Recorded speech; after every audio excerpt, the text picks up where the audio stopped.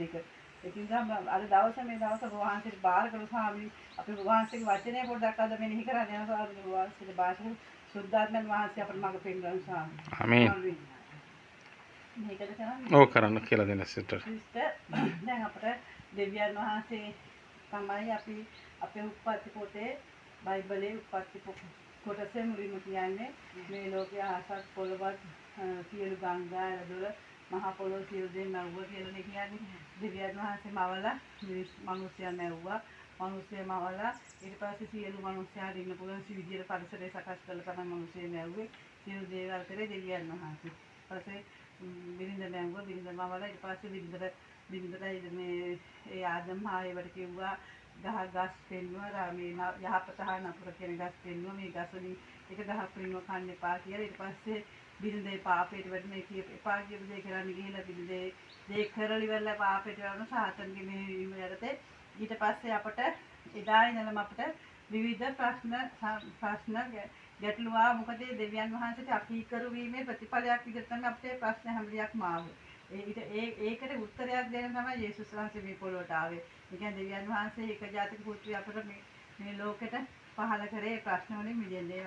ඒ ප්‍රශ්න වලින් ඒ පාපයෙන් අපිව ගලවන්න තමයි ආවේ. ඉතින් අපට මේකේ තියෙන සිස්ටර් දෙවියන් වහන්සේගේ ස්වරූපයෙන් ආත්මික මිනිසම වගේ උප්පත්ති 1:27 තියෙනවා. 1:27 බැලුවම අපිට බලා ගන්න පුළුවන්.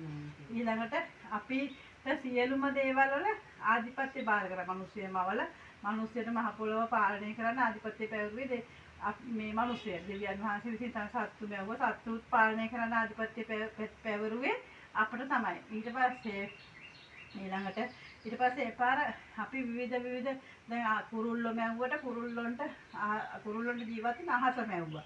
අහස මැව්වට කුරුල්ලොන්ට ජීවත් වෙන පියාපත් තියෙන්න ඕන. නැත්නම් පියාපත් නැත්නම් දෙවියන් මේ ඔවුන්ට ජීවත් වෙන්න බෑ. ඒ වගේම මාළු මැව්වට වතුර තියෙනවා. වතුර තිබුණාට මාළුන්ට වතුරේ හිටියට වැඩක් නැහැ. උස්ම ගන්න ඕන වරල් නැත්නම් මාළුන්ට පීනන යන්න බෑනේ. ඒ වගේම ගස් තිබුණා. මේ ගහ තිබුණාට වැඩක් නැහැ. පොළොව තිබ්බට වැඩක් නැහැ. ගසුයි පොළොවේ සම්බන්ධ විතරක් තියෙනවනේ. මොකද්ද? ඒක මුල් තමයි සම්බන්ධය. ගහට පෝෂණය එන්නේ මුල් වලින් නේ. පොළොවේ තියෙන සාරය තමයි මුල් වලින් ඇවිල්ලා ගහ හැදෙන්නේ වර්ධනය වෙන්නේ. ඒ වගේම මිනිස්යාටත් ඕන දෙවියන් වහන්සේ තුල ජීවත් වෙන්න නම් අපේ ප්‍රාණය උස්මත් එක්ක තමයි අපි දෙවියන් වහන්සේ තුල ජීවත් වෙන්නේ. ඉතින් මේ විදියට යනකොට අපි යක්ෂයට ගොදුරු වුණා, පාපයට වැටුණා, දෙවියන් වහන්සේ වෙන්වීම දුන්නා. ඊට පස්සේ අපි ඒව සේරම විසඳ ගන්න තමයි අපේ ක්‍රිස්තුස් වහන්සේ මේ ලෝකෙට ආවේ. යේසුස් ක්‍රිස්තුස් වහන්සේ මේ ලෝකෙට ආවේ. එතකොට මේ ලෝකෙට ආවහම අපි යේසුස් ක්‍රිස්තුස් වහන්සේට රජුගේ රජු කිව්වා, පූජකයා කිව්වා, දිවසිවරය කිව්වා. ඒ කියන්නේ රටේ පාලකයට වඩා ඉහළින් තමයි යේසුස් වහන්සේ තින්නේ. එතකොට ඒක ප්‍රශ්නයක් වුණා අනිත් මිනිස්සුන්ට. රටේ පාලනය කරන මිනිස්සුන්ට ඒගොල්ලන්ට වඩා ආධිපත්‍යයක් වැඩියෙන් තියෙන කෙනෙක් මේ ලෝකේ පාලනය කරා කියලා ප්‍රශ්නයක් වුණා තමයි කුරුසයන ගහන සිද්ධ වුනේ. ඉතින් අපි දෙවියන් වහන්සේගෙන් ඈත් වීම තුල අපට ආවා විවිධ ප්‍රශ්න. මේ තියෙන සම්පූර්ණ බයිබලයේම තමයි මේ තියෙන්නේ. එතකොට මේ ප්‍රශ්න ආවහම අපිට මේ ප්‍රශ්න කොටස් 7කට වෙන් කරන්න පුළුවන්. ඒ 7 තමයි එකක් ආර්ථික ප්‍රශ්න. ඒ කියන්නේ අපි මුතුන් මිත්තු රූප වන්දනාව ශාස්ත්‍රවරුන්ගේ ශාස්ත්‍රකාරයෝ කේන්ද්‍රකාරයෝ ප්‍රශ්න ගියා. ඊට අපිට මානසික ප්‍රශ්න ආවා. අපේ හිත කොයි වෙලාවක කැළඹිලා නිින්ද යන්නේ. ඒකට වේදනාව තියෙනවා. අපිට පොඩ්ඩක් නෙවෙයි අපි හිතනවනේ අන්න ඒ වගේ අපිට මානසික ප්‍රශ්න ආවා. ඊට ශාරීරික ප්‍රශ්න ආවා. ශාරීරික ප්‍රශ්න වලට අපිට දුක්පත්කම ආවා. අනතුරු ආවා. සුව කර නොහැකි රෝග ආවා. ඊට අපි අසාර්ථක වී සූදු ඇබ්බැහි වී අන්න ඒව අපි ශාරීරික ප්‍රශ්න අපි එක මත්පැන් වලට ඇබ්බැහි වෙන්න පටන් ගත්තා මේ. ඊළඟට ජීවත් වීමේ ප්‍රශ්න ආවා. දැන් වයිෆ් හස්බන්ඩ් ජීවත් වෙනකොට ආවා මොකද්ද? වෙන් දික්කසාද වෙන ප්‍රශ්න වෙනවා. මේ ගැළපීම් තුල නෙවෙයි දික්කසාද වෙන ප්‍රශ්න. ඒ පාර දැන් අපි දේපල වලට අන්නහාගෙන ඉඩම් කඩම් වලට ආර්ථික ප්‍රශ්න වලට ඒව මේවට අන්නහාවේ ඒ ප්‍රශ්න තමයි ඔය ජීවත් වීමේ ප්‍රශ්න වලට වැටෙන්නේ. ඊළඟ අනාගත ප්‍රශ්නේ. ඊළඟට අපිට දැන් අපි මැරුණාම මොකද්ද වෙන්නේ? අපි අපායට යනවද? කොහෙටද යන්නේ? ඒව කියලා අපිට තේරුම් ගන්න බැරි වුණා. අපි කොහෙටද යන්නේ? මැරුණාම මොකද්ද වෙන්නේ කියන එක අපිට ඒක අනාගතයේ තියෙන ප්‍රශ්නයක්. අපිට ඒක හිතා ගන්න බෑ.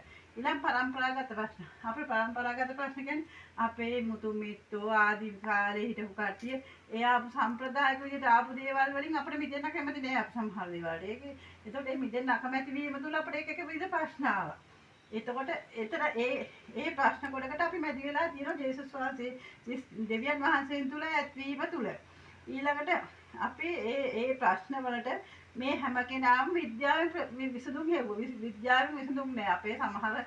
අපේ සමහර දේ ශාරීරික ලෙඩ රෝග වලට විද්‍යාව විසඳුමක් නෑනේ. සමහර යක්ෂ ප්‍රේත අපේ ඇඟ වලට ඉන්නවා නම් අපිට ඒක විද්‍යාවට කොච්චර අපි ඉංග්‍රීසි බෙහෙත් ගත්තත් ඒක හරියන්නේ නෑ. අපි ඒක පළවා හරින්න ඕනේ. එතකොට ඒ පළවා හරි විද්‍යාවෙන් හෙව්වට විද්‍යාවේ උත්තරයක් හම්බුනේ. ඒක තමයි ගොඩක් දැන් ඔය සුව මෙහෙවන් වලට ගිහිල්ලා මිනිස්සු සුව වෙලා සමහර තියෙන ඇඟ පතේ තියෙන දේවල් විශ්නේ වෙලා විසඳිලා මිනිස්සුන්ගේ ප්‍රශ්න විසඳිලා එන්නේ. එතකොට ඒ විද්‍යාවෙන් හොයන්න පටන් ගත්තොත් විද්‍යාවෙන් හොයන්න ආවේ නැහැ. ඉතින් අපි ඊට පස්සේ අපි වෙන දෙයක් ගැන හොයන්න උනා. අපි ඊට පස්සේ දෙවියන් වහන්සේට කියන්නේ ගානේලෝ අපි සාමාන්‍යයෙන් බයිබලේ දන්නේ නැති කෙනෙක් උනත් බයිබලේ නොදන්න කෙනෙක් උනත් අනේ දෙවියන් වහන්සේ මේ ලෝකෙ මෑවුවා කියලා කියනවා. ආමේන්. ආකල්පයක් තියෙනවනේ. ඒ ආකල්ප තුළ කියන අය දෙවියන් වහන්සේ අනේ දෙවියන් වහන්සේ අපිට මේ ප්‍රශ්න වලට උත්තර නැති. අයිය අපිට මේ ප්‍රශ්න එකින් එක ප්‍රශ්න එන්නේ නැහැ කියලා අහනවා. වහන්සේ මේවට උත්තර දෙන්නේ නැද්ද කියලා අපි නිකන් අහනවා. ඉතින් එතකොට අපි මේ ප්‍රශ්නත් එක්ක ඉඳලා ඊට පස්සේ අපි එහෙම වෙනකොට අපි දෙවියන් වහන්සේ තුරට ගියාම අපිට දෙවියන් වහන්සේගේ යාඥාව තුළ වචනය තුළ ඊළාට අපි ගීතිකා කීම තුළ අපිට විවිධ ආශිර්වාද සුභ ආරංචි කීම තුළ අපිට විවිධ ආශිර්වාද දෙනවා. ඒකට ආශිර්වාද දෙනකොට මෙන්න මේක ජේසුස් වහන්සේ තුරට ආවහම අපි දෙවියන් වහන්සේගේ දේව දරුවෙකුගේ ආශිර්වාදයක් අපිට ලැබෙනවා. අපි දේව දරුවෙක් කියලා දෙවියන් වහන්සේ අපි එයාගේ දරුවෙක් කියලා අපිට ඒ ආශිර්වාදය අපිට ලැබෙනවා. ඊළඟට සුද්ධාත්මයන් වහන්සේ අපට සුද්ධාත්මයන් වහන්සේ අප තුලට එනවා. සුද්ධාත්මයන් වහන්සේ අහන දැන් අපි මොකක් හරි කරන්න ගියාම මේක හරියන්නේ නැහැ. මේක කෙරෙන්නේ මේකට බාධාවක්. අපිට මොනවා හරි දෙයකින් අපිට බාධාවක් කරනවා. අපිට නපුරක් වෙනවා නම් ඒ දේවල් අපි ඈත් කරනවා. සුද්ධාත්මයන් වහන්සේ මඟ පෙන්නලා අපි කරන යාඥාවට අපිට පිළිතුරු ලැබෙනවා. ඒ ආශිර්වාදෙත් අපිට තියෙනවා. ඊළඟ දේව දූතයෝ ඉන්නවා. දැන් දෙවියන් වහන්සේගේ දේව දූතයෝ ඉන්නවා. ඒ දේව දූතයෝ අපිට හීනෙන් හරි පිළිලා කියනවා ඔබ මේ ගමන යන්න එපා. ඒට මේ දේ කරන්න එපා. මේක කරත් ඔබට මෙහෙම මේ වෙනවා. එහෙම කියලා අපි හිතට කියන. හිතට කියන අපි මේ දේවල් වලට ඒකට අපිට ඒ ආශිර්වාදේ යාඥා කිරීම තුල එනවා. යක්ෂයාට අපිව මෙහෙවන්න බැරිලු. යක්ෂයා යක්ෂයාගේ බැම්මෙන් අපි අතහැරෙනවා. එතකොට යක්ෂයා බැඳී අපිට යක්ෂයා බැඳලා තියන්න පුළුවන් ආශිර්වාදයක් අපිට එනවා. සාතන් බැඳලා තියෙන. ඊළඟ අපිට මොකද අපි සාමාන්‍යයෙන් මරුණාම කොහේ යනවද කියලා අපි දන්නේ නැහැ. අපි සාමාන්‍යයෙන් ක්‍රිස්තියානි ආගමිකයන් ස්වර්ගයට අපි හොඳ වැඩ කරොත් අපි ස්වර්ගයට යනවා. බුද්ධ ආගම කියන්නේ අපි නිවනට යනවා. දිව්‍ය ලෝකෙට යනවා. එහෙම කියලා කියන්නේ ඒ වගේ දැන් අපි දෙවියන් වහන්සේ තුල සිටියාම අපි කෙලින්ම ස්වර්ගේ පුරවැසියෝ වෙනවා. අපි ස්වර්ගයට තමයි යන්නේ කියලා ඒකේ ස්වර්ගයේ පුරවැසිභාවය අපිට මෙහෙදිම ලැබිලා තියෙනවා. අපි දෙවියන් වහන්සේ තුල සිටීම තුල. ඊළඟ සුභාරංචි ප්‍රකාශ කරනකොට දැන් සිස්ටර් කිව්වා අර අමරක්කට කිව්වා සුභාරංචි දෙවියන් වහන්සේ ගැන කිව්වා. අපිට ඒකේ ආශිර්වාදයක් එනවා. අපිට මේ අපි සුභාරංචි කියන හැමෝටම කියන්නේ දෙවියන් වහන්සේ ගැන කියන යේසුස් වහන්සේ ගැන කියන අපිට ඒ ආශිර්වාද එනවා. ඒ අපි මේ මිනිස්සු මේ පොළඹ වර්ණ නෙවෙයි ආගමක් නෙවෙයි මේක. මේකට ඇවිල්ලා බලන්න. මේකින් ඔබලා තියෙන සහනය බලන්න. ඒකයි අපි කියන්නේ. මේක ආගමක්වත් මේක කරන්නවත් මේ තුල ආශිර්වාද ලැබෙනවා අපිට. ඒ ආශිර්වාද ගන්න කියලා තමයි අපි කියන්නේ. ඒකට ඒ කීම තුලත් අපිට ආශිර්වාදයක් තියෙනවා. ඉතින් ඇත්තටම ඔන්න දෙවියන් වහන්සේ තුලට ඒම තුල තියෙන ආශිර්වාදයන් තමයි මේ තියෙන්නේ. මේක බයිබලයේ තියෙන එක පද වලින් තමයි තියෙන්නේ. යෝහාන් 1:12 සුද්ධාත්මයන් වහන්සේගේ මඟ පෙන්වීම ආශිර්වාදයේ තියෙන යෝහාන් 14:16 ලෝක 19:10 තියෙනවා. මෙහෙම තියෙන මේකේ එක යෝහාන් 3:8 තියෙන එක ඒවා තියෙනවා. ඉතින් ඇත්තටම සිස්ටර් මෙන්න මේක තමයි මේ රෝම 10:10 තියෙනවා. එලිදරව් 3:20 තියෙන මෙන්න මම ළඟ දොර ළඟ සිට තට්ටු කරවේ. යමෙක් මාගේ හඬ අසා දොර ඇරියහොත් ඔහු එතට ඇතුල් වෙනවා. ඒ කියන්නේ යේසුස් වහන්සේ කියන්නේ ඔහු සමග කෑම කන්නේ. ඔහු සමග කන්නේය. ඔහුට මා සමග ඒ කියන්නේ කෑම කන්නේ. දැන් දෙවියන් වහන්සේ අපේ හදවතට තට්ටු කරනවා. අපි හදවත විරුද්ධ කරාම දෙවියන් වහන්සේ අපිත් එක්ක සිටිනවා. එතකොට අපිත් එක්ක ඉන්නවා කියන්නේ අපිත් එක්ක එකට ජීවත් වෙනවා. අපි යන තැන අපිත් එක්ක මේ අපි අදහන්නේ මරිච්ච දෙවියන් වහන්සේ කෙනෙක් නෙවෙයි. ජීවමාන දෙවියන්. ආමේන්. මොකද දැන් මේ පාස්තුව කියන්නේ දෙවියන් වහන්සේ යේසුස් Puhal. වහන්සේ කුරුසේ ඇද ගහලා දින 3කින් ආයෙ නැගිට්ටා.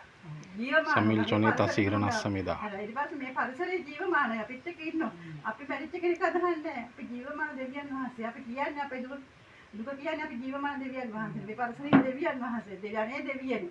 දෙවියන් වහන්සේ මේ ජීවමානව සිටිනවා අපිත් එක්ක.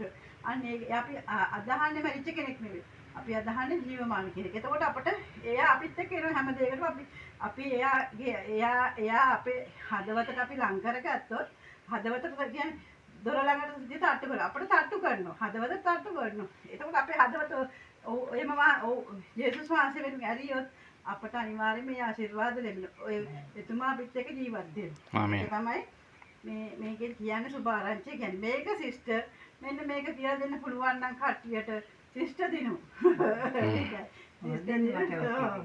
ඉතින් මේක තියෙන යේසුස් වහන්සේ උදුරු දෙන්න මාර්ගය සත්‍ය ජීවනේ මා තුලින් මිස කිසිවෙක් ක්‍රියාවක් වෙත යන්නේ නැහැ. කියන්නේ යේසුස් අපි සාමාන්‍ය ආඥාවක් කරා නාසරියේ යේසුස් ක්‍රිස්තුස් වහන්සේගේ නාමයෙන් කියලා කියන්නේ. අපි දැන් කෙනෙක් දැන් දරුවෝ කියමු අපේ පවුලේ දරුවෝ කියමු. අපි දරුවෝ නම් අපි කෙලින්ම තාත්තගෙන් දෙයක් ඉල්ලන්නේ නැහනේ. අම්මට කියනවා අම්මේ තාත්තට කියන්නේ නරක කියලා. එතකොට ඒ කියන්නේ අපි අම්මට කියන්නේ යේසුස් වහන්සේට කියලා තමයි යේසුස් වහන්සේගේ තමයි දෙවියන් වහන්සේ වෙතට යන්නේ. එතකොට අපි ඒ කියන්නේ යේසුස් ක්‍රිස්තුස් වහන්සේගේ නාමයෙන් කියලා කියන්නේ ඒකයි.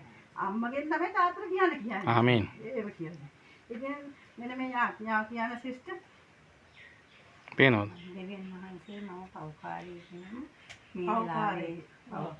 නම් මේ වෙලාවෙදිම මම පෞත්‍ත්‍රවිලි වෙනවා සමාව දෙන්න.